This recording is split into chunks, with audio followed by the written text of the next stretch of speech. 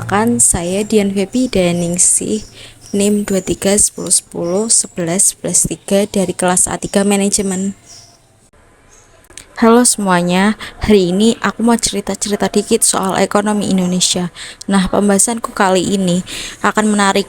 Kita akan bahas tentang perekonomian Indonesia, tapi tenang, ini bukan penjelasan yang kaku dan kita akan ngobrol santai aja sambil ngebayangin situasi nyata. Yuk, langsung aja. Jadi gini, Indonesia itu negara yang luas banget dari Sabang sampai Merauke. Isinya bukan cuma kota-kota besar, tapi juga ada desa-desa kecil yang punya potensi luar biasa. Nah, makanya pembangunan ekonomi di daerah itu penting banget. Tujuannya sih biar semua wilayah bisa maju bareng-bareng. Biar nggak ada lagi cerita kok di kota ada wifi, di sini sinyal aja susah. Tapi realitanya pembangunan masih belum merata, infrastruktur belum semua daerah punya, akses untuk modal juga nggak gampang, dan kadang SDM di daerah belum dapat dukungan penuh. Ini yang bikin pertumbuhan ekonomi kita kadang berat sebelah. Nah, disinilah peran APBN jadi penting banget. Bayangin APBN itu kayak dompet negara. Dari situ pemerintah ambil dana buat ngebangun jalan, jembatan, sekolah, rumah sakit. Pokoknya semua kebutuhan dasar rakyat. Tapi bukan cuma buat bangunan fisik, APBN juga jadi alat buat stabilitas ekonomi.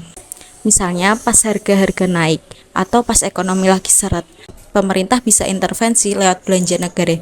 Jadi dia tuh kayak ngerem dan ngegas ekonomi kita. Nah, nextnya sekarang bayangin lagi kalau kita kekurangan dana pembangunan. Kadang solusi tercepatnya ya pinjam uang alias ngutang ke luar negeri. Tapi utang luar negeri itu ibarat pisau bermata dua. Kalau kita pakai buat hal produktif, hasilnya bisa luar biasa. Tapi kalau dipakai buat konsumsi atau proyek yang nggak jelas, malah bisa jadi beban. Soalnya, tiap tahun kita harus bayar bunga dan cicilan, apalagi kalau nilai tukar rupiah anjlok. Waduh, makin berat. Tapi sebenarnya aku cukup optimis sama prospek ekonomi Indonesia, asal kita bisa kelola utang dengan bijak, meningkatin pendapatan negara lewat pajak dan ekspor, dan memastikan tiap proyek itu punya dampak nyata untuk masyarakat. Aku yakin banget ekonomi kita bisa terus tumbuh stabil. Ngomongin pembangunan, aku juga nggak bisa lepas dari sektor pertanian. Ini sektor yang sering dianggap jadul, tapi sebenarnya vital banget buat ekonomi kita.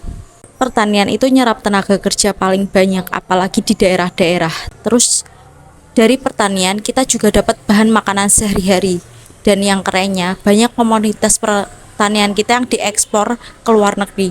Jadi ya kalau pertanian kuat, ekonomi daerah ikut kuat. Tapi sayangnya masih banyak orang yang nggak bisa dapetin manfaat ekonomi itu. Kesenjangan ekonomi di Indonesia tuh nyata banget. Ada orang yang hidupnya serba cukup, dan ada juga orang yang jangankan kerja tetap, akses buat cari kerja aja susah banget. Pengangguran juga masih jadi tantangan besar, apalagi buat anak-anak muda kayak aku.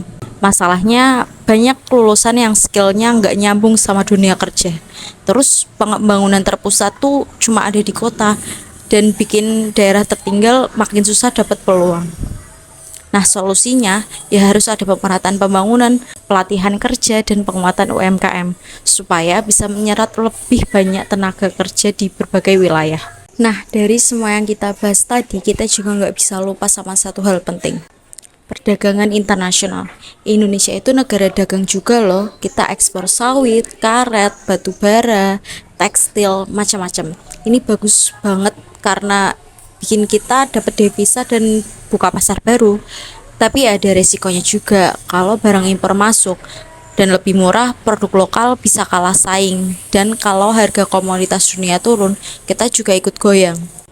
Jadi perlu strategi bijak supaya kita bisa tetap kompetitif dan gak ngebebanin pelaku usaha lokal. Jadi itu tadi obrolan singkat kita tentang perekonomian Indonesia. Dari pembangunan daerah sampai perdagangan dunia. Jadi itu tadi obrolan singkat kita tentang perekonomian Indonesia dan pembangunan daerah sampai perdagangan dunia. Kalau kamu ngerasa video ini ngebantu kamu buat belajar, jangan lupa share ke teman-teman kamu ya. Semangat terus. Jadi ingat, belajar itu bukan soal siapa yang cepat, tapi siapa yang konsisten. Sampai jumpa di video selanjutnya.